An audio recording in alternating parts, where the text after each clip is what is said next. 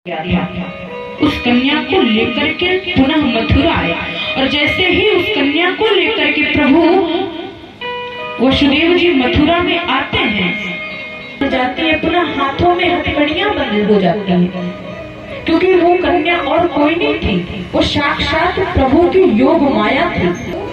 का आश्रय हम लेते हैं तो माया के सारे बंधन टूट जाते हैं, और जब माया का आश्रय लेते हैं प्रभु जन्म। और सबसे महत्वपूर्ण बात, प्रभु ने माता देवकी का स्तनपान नहीं किया। गोकुल गए और गोकुल में जाकर के मैया यशोदा का दुग्धपान किया। ऐसा क्यों? तो श्री सुखदेव जी परीक्षित जी को नंद यशोदा के पूर्व जन्म की कथा बतलाते हैं। सुखदेव जी कहते हैं, हे राजन, पूर्व जन्म में नंद द्रोण नाम के राजा थे और यशोदा धरा नाम की देवी थी, द्रोण की पत्नी। ये दोनों प्रभु के बहुत भक्त थे। कुछ दिनों तक द्रोण राजा ने राज्य किया और जब इनका राज्य पाठ में मन नहीं लगने लगा तो अपनी पत्नी धरा देवी को लेकर के खूब तपस्या की, स्तुति की, ध्यान किया। जब इन्होंने घोर तपस्या की, आराधना की, तो इनकी भक्ति के चर्चे ऊपर देवता और देवी भी करने लगे कि मृत्यु लोक में, धरती लोक में कोई द्रोण और धरा नाम के राजा और रानी हैं। ये दोनों प्रभु के अनंत भक्त हैं। प्रभु के लिए अपना राज्य पाठ छोड़ दिया। जब ये बात प्रभु के कानों तक पहुंची तो प्रभु ने सोचा कि इतनी जल्दी मैं किसी को मिलूंगा नहीं, इसलिए पहले द्रोण और धरा की मैं परीक्षा लूंगा। आज प्रभु एक युवक का रूप धारण करके राजा द्रोण और धरा देवी की कुटिया में आए हैं, और अकेले नहीं आए हैं, अपने साथ एक वृद्ध स्त्री और एक वृद्ध पुरुष, इन दोनों को अपना माता और पिता बना करके लाए हैं।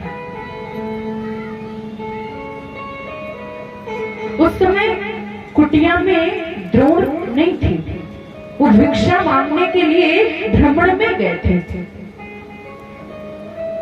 प्रभु आते हैं तो एक ब्राह्मण का वेश धारण करके प्रभु आते हैं।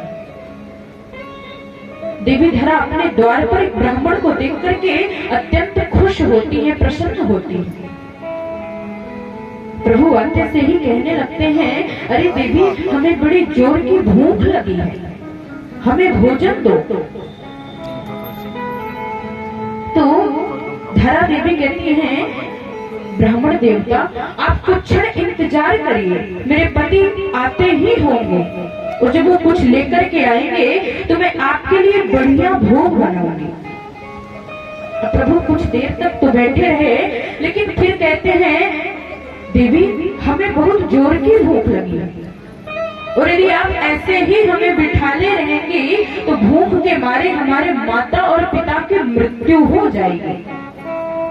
क्या आप चाहते हैं कि भूख से पीड़ित होकर के हमारे माता पिता मर जाएं?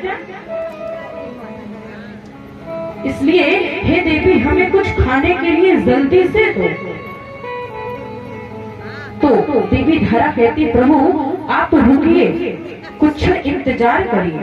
और देवी धरा एक महाजन की, एक किराने की दुकान में जाती है। वहां जाकर के उस महाजन से देवी धरा कहती हैं कि आप हमें 1 किलो आटा, थोड़ा सा गुड़ और थोड़ा सा घी दे दीजिए। वो महाजन बोला, मैं दे तो दूंगा, लेकिन तुम्हारे पास पैसे हैं? धरा देवी बोली, मेरे पास पैसे तो नहीं हैं, लेकिन आप मुझे दो, शाम को जैसे ही मेरे पतिदेव आएंगे मैं पैसे ला करके तुम्हें दे दूंगी। और वैसे ही मेरे पति रोज तुम्हारी ही दुकान से सारा वस्तु, सारा सामान लेकर के जाते हैं। वो महाजन बोला कि ना जाने कितने लोग मेरी दुकान में आते हैं, और क्या पता फिर तुम मेरे पैसे दो या ना दो, क्या भरोसा। देवी धरा दूर खड़ी होकर के कहते रहे। और जब उस महाजन ने देवी धरा की सुंदरता को देखा तो उसकी नीयत खराब हो गई, उसका मन बिगड़ गया। वो महाजन बोला, अरे देवी, 1 किलो आटे की और थोड़े से घी और थोड़े से गुड़ की क्या बात, तुम्हारी सुंदरता के आगे तो मैं अपना पूरा दुकान तुम्हें दे दूं। उसके बदले में तुम्हें अपनी सुंदरता मुझे देना पड़ेगा। देवी धरा कहती है, ज्यादा नहीं, तो मुझे मात्र 1 किलो आटा और थोड़ा सा घी गुड़ बस दो, मैंने अपनी सुंदरता तुम्हें दी।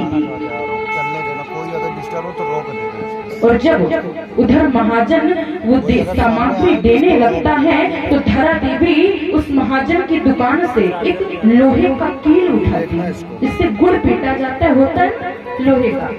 उसको उठा करके देवी धरा अपने दोनों स्तनों को काट करके उस महाजन की दुकान में फेंक देती है और कहती है, यदि तेरी भूख इस मांस के 2 टुकड़ों से मिट जाए तो अपनी भूख तो मिटा लेना। और इतना कह के देवी धरा वहां से चली जाती है। संपूर्ण शरीर से देवी धरा की छाती से रक्त बह रहा है, रक्त से पूरी भीग गई देवी धरा। और जैसे ही अपनी कुटिया में पहुंची तो उन्होंने रोटियां बनाई और प्रभु को दिया तो प्रभु ने भोग पाया। और जैसे ही देवी धरा अंदर रसोई में पुनः प्रवेश करती है तो इतना रक्त बह चुका था देवी धरा का कि वो बेहोश हो जाती है। और जब वे बेहोश हो गई तो प्रभु पहुंचे और उन्होंने देखा कि देवी धरा ने मेरे लिए इतना बड़ा त्याग किया है, अपनी सुंदरता का त्याग किया है। जिस दूध को पीकर के बच्चे बड़े होते हैं, ध्रुव प्रहलाद जैसे महापुरुष महाभक्त इस धरातल पे हुए, उस धरा देवी ने मेरे लिए अपने स्तनों का ही दान कर दिया।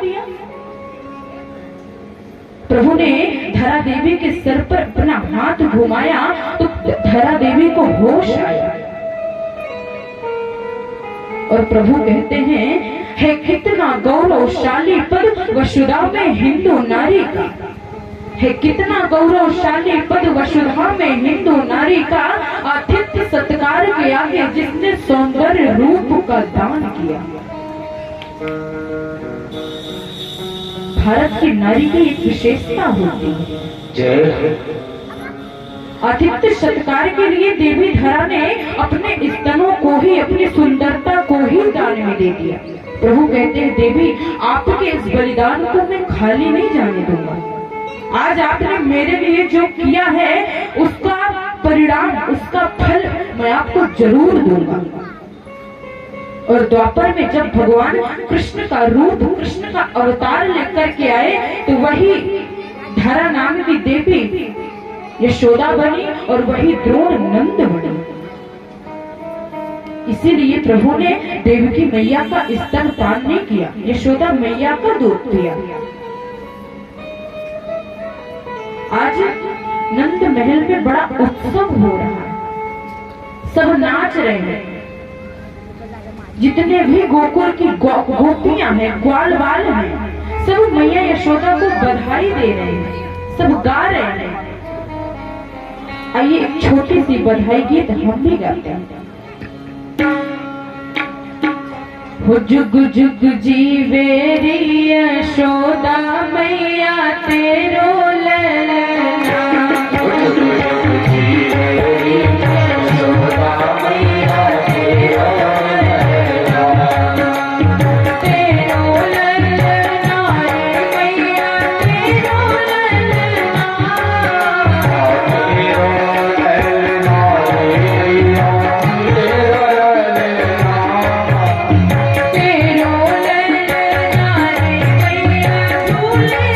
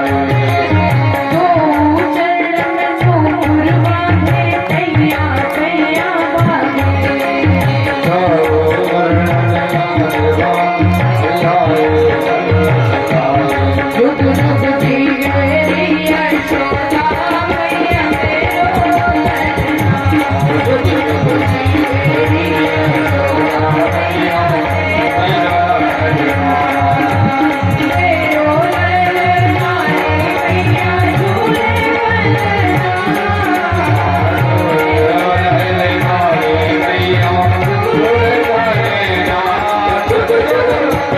जुग जुग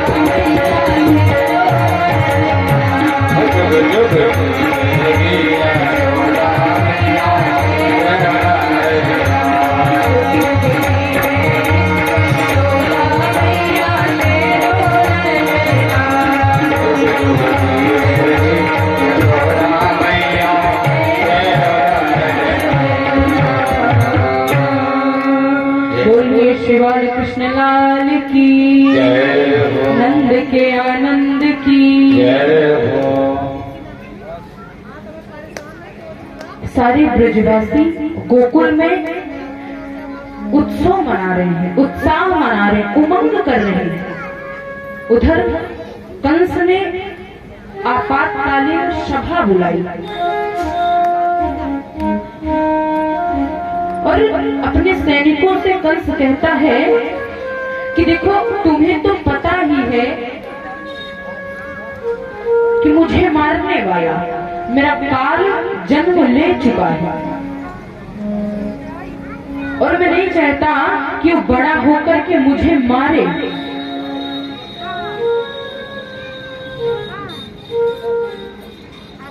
माता बहनों से निवेदन है कि आप लोग देखिए बातचीत न करें, राधे देखिए आप लोग शांत रहें। माता बहनों से हो मैया, वारी मैया आपके पास घर में समय गाय का सो कथा सुनने आई, यहाँ भी अपनी कथा ही सुनाने लगी। तो भाई आप लोग शांत रहे। हरिलाल की जय हो। आज कंस ने अपने समस्त सैनिकों को बुलाया और कहता है कि देखो मैं नहीं चाहता कि मेरा जो काल है वो बड़ा होकर के मुझे मारे, इसलिए तुम जाओ गोकुल में और आज से 1 महीने के अंदर जितने भी छोटे छोटे बालकों ने जन्म लिया है तुम सबको मार डालो। या फिर जो भी जन्म लेने वाले हैं उन सभी को मार डालो। क्या पता उन सभी में से मेरा काल कोई एक हो। लेकिन कंस के सैनिक कहते हैं कि हम जब भी गोकुल में जाते हैं तो कोई ना कोई हमें पहचान लेता है, इसलिए कौन जाए जो जाकर के एक ही बार में कृष्ण को मार डाले। कि विचार कर ही रहे थे कि वहां पर बैठी थी पूतना। पूतना बोली मैं जाऊंगी और जाकर के उस कृष्ण को एक ही बार में मार करके आऊंगी। कंस बोला तुम कैसे जाओगी बहन? तो पूतना कहती है मैं अपने दोनों स्तनों में जहर लगा करके जाऊंगी और दूध पान कराने के बहाने जैसे ही उसको लेकर के बैठूंगी तो मेरे स्तनों में तो जहर लगा रहेगा और एक बूंद पीते ही वो कृष्ण मर जाएगा। लेकिन महाराज आप ही बताओ उस पार ब्रह्म परमेश्वर को क्या कोई मार सकता है? कंस बोला तुम तो राक्षसी हो, तुम्हारा शरीर बड़ा विशाल है, लंबे लंबे नाखून है, इतना भद्दा विकराल तुम्हारा स्वरूप है। तुम जाओगे गोकुल में तो ब्रजवासी तुम्हें पहचान जाएंगे और प्रवेश नहीं करने देंगे अंदर। तो पूतना बोली कि मैं 16 श्रृंगार करके जाऊंगी। पूतना बोली मैं 16 श्रृंगार करके जाऊंगी। पूतना ने अपने कानों में कुंडल पहन लिए, गले में हार पहन लिया, सुंदर आभूषण पहन लिया, सुंदर वस्त्र पहन लिया। अब कंस बोला कि तुम मुख खोल करके जाओगे तो तुम्हें वो लोग पहचान लेंगे। तो पूतना बोली मैं घूंघट करके जाऊंगी। और महाराज घूंघट में तो बड़े बड़े काम हो जाते हैं। क्यों भैया? 3 घंटे की नींद घूंघट में बड़ी अच्छी आती है। पूतना बोली मैं घूंघट करके जाऊंगी। आज पूतना ने बड़ा लंबा घूंघट किया और चल पड़ी गोकुल के लिए। पूतना गोकुल में जैसे ही प्रवेश करती है तो सारे ब्रजवासी देखते हैं कि आज तक हमने ऐसी गोपी नहीं देखी। हमारे ब्रज में मानते हैं हम कि घूंघट का प्रचलन है, लेकिन इतना लंबा घूंघट भी कोई नहीं करता। ये कौन है? एक कहता है, एक सखा कहता है कि होगी कोई यशोदा मैया के बचपन की सखी, हमें क्या करना है, हम तो अपना उत्सव मनाएंगे। और वो गोपी पूतना गोपी का रूप धारण करके यशोदा मैया के महल में प्रवेश करती है। यशोदा मैया से बोली मैया मैंने सुना है आपका लाला बड़ा सुंदर है, आपका लाला अद्भुत सुंदर है, इसलिए आपके लाला के दर्शन करने के लिए मैं बड़ी दूर से चल करके आई हूँ। आप मुझे अपने लाला के दर्शन कराओ।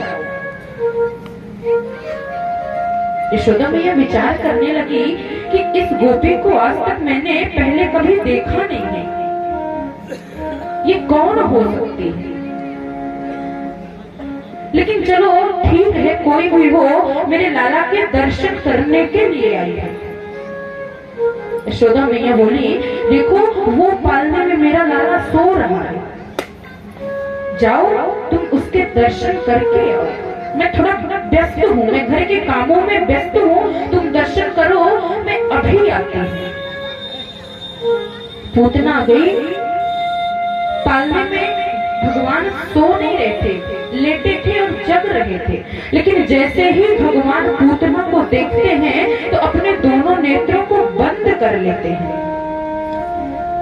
पूतना को देखते ही प्रभु ने अपने नेत्रों को बंद कर दिया। परीक्षित जी कहते हैं गुरुवर पूतना को देखते प्रभु ने अपने नेत्रों को क्यों बंद कर लिया? तो श्री सुखदेव जी कहते हैं राजन नेत्र बंद करने का पहला कारण, प्रभु ने नेत्र इसलिए बंद किए क्योंकि प्रभु के मन में ग्लानि हो रही है कि वैसे तो मैंने 24 अवतार लिए, लेकिन मेरे पूर्णावतार 2 ही हैं, एक राम भगवान का और एक गोविंद का, और दोनों ही अवतारों में मुझे सर्वप्रथम एक स्त्री को ही मारना पड़ा। जब प्रभु त्रेता युग में रामावतार में आए थे तो सर्वप्रथम उन्होंने ताड़का को मारा था, और आज उन्हें एक स्त्री, पुनः एक स्त्री को ही मारना पड़ रहा है, पूतना को। इसलिए प्रभु के मन में ग्लानि हो रही है।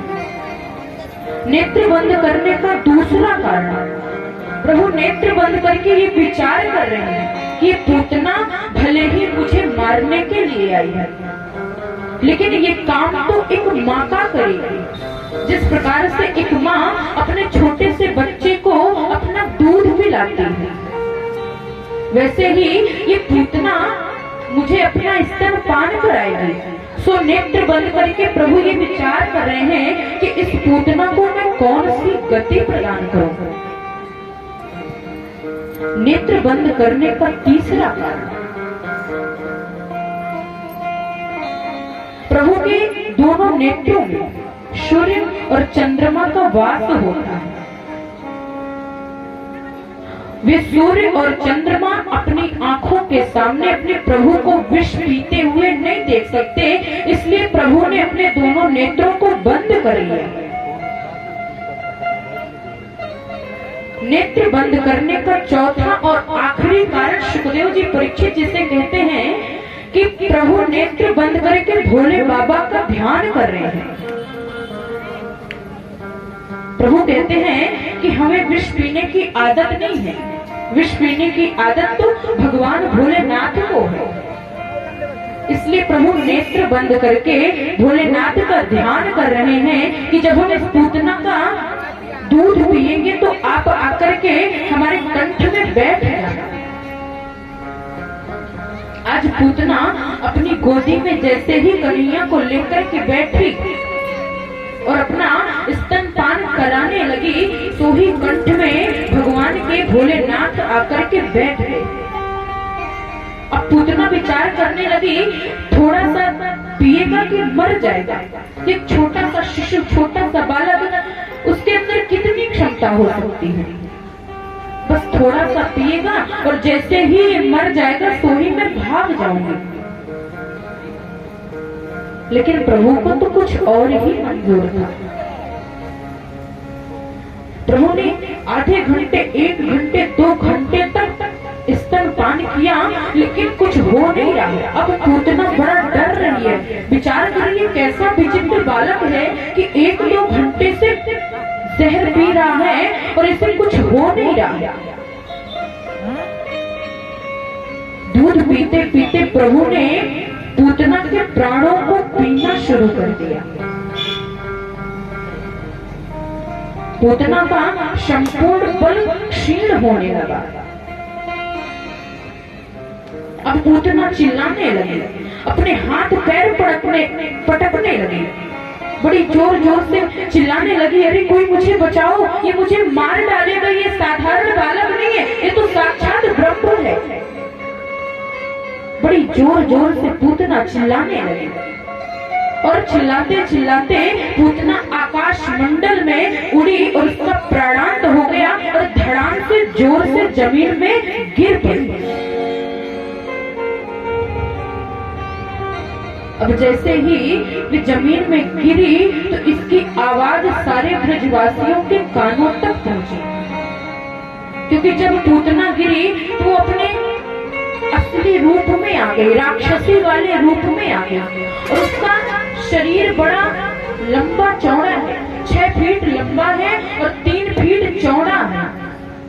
बड़ा विकराल शरीर है पूतना का। पूतना लेटी है और उसके छाती में भगवान खेल रहे हैं।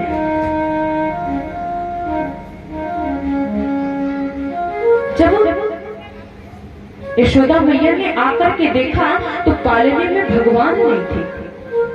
सारे ब्रजवासी इकट्ठा हो गए और जब देखा कि ये राक्षसी कौन लेती है, बड़ी जोर जोर से सब ब्रजवासी चिल्लाने लगे। नंद बाबा यशोदा मैया को डांटने लगे, अरे तुम किसी की भी गोदी में लाला को दे देती हो, देखती नहीं, ये कौन थी, ये तो राक्षसी है। तुरंत सारे ब्रजवासी सीढ़ियां लाते हैं और सीढ़ियां लगा करके पूतना के शरीर में चढ़ करके भगवान को नीचे लाते हैं। और पूतना के शरीर के ब्रजवासियों ने हजारों टुकड़े किए और उसको जब जलाया तो उसके शरीर से एक दिव्य सुगंध निकली, एक दिव्य ज्योति निकली। परीक्षित प्रश्न करते हैं सुखदेव जी से, हे गुरुवर, पूतना तो बाल खाती नहीं थी, एक राक्षसी थी, लेकिन उसके शरीर से दिव्य ज्योति क्यों निकली? तो श्री सुखदेव जी कहते हैं, परीक्षित, भले ही पूतना एक राक्षसी थी, लेकिन इसने काम मां का किया है और इसने साक्षात पारब्रह्म परमेश्वर का स्पर्श किया है। और स्पर्श ही नहीं, अपनी गोदी में कई घंटे तक बिठाए रखा है, इसलिए उसके शरीर से दिव्य ज्योति निकली।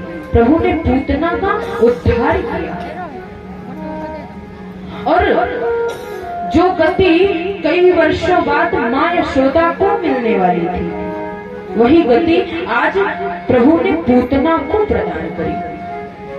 बोलिए बाल कृष्ण भगवान की जय। आगे जब कंस को पता चला कि पूतना मारी गई, तो उसने एक और असुर को भेजा। आज कंस ने पुनः एक शक्टासुर को भेजा है, प्रभु ने उसका भी उद्धार किया। अब देखिए, प्रभु का जन्म हो, प्रभु अवतार धारण करके आए और भोले बाबा दर्शन करने के लिए ना आए, ऐसा कभी हुआ है? प्रभु जब भी अवतार धारण करके आए हैं, भोले बाबा उनका दर्शन करने के लिए अवश्य आए हैं। आज भोले बाबा मैया यशोदा के द्वार पर वेश बदल करके दर्शन करने के लिए आए हैं, लेकिन भोले बाबा कितना भी वेश बदले, उनके जो गण हैं, सर्प बिच्छू इत्यादि, वो तो उनके साथ ही रहते हैं। आज भोले बाबा मैया यशोदा के द्वार पर खड़े हैं और मैया यशोदा से कहते हैं कि मुझे आपके लाला के दर्शन करना है। मैया यशोदा भोले बाबा को देख करके डर जाती है और कहती हैं, आपके स्वरूप को देख करके 80 वर्ष की वृद्धा जब मैं डर रही हूँ, तो मेरा छोटा सा लाला कितना ना डरेगा। आपको जो भी चाहिए, भिक्षा चाहिए, स्वर्ण चाहिए, आभूषण चाहिए, धन चाहिए, जो भी चाहिए मुझसे लीजिए और जाइए। अपने लाला के दर्शन मैं आपको नहीं कराऊंगी।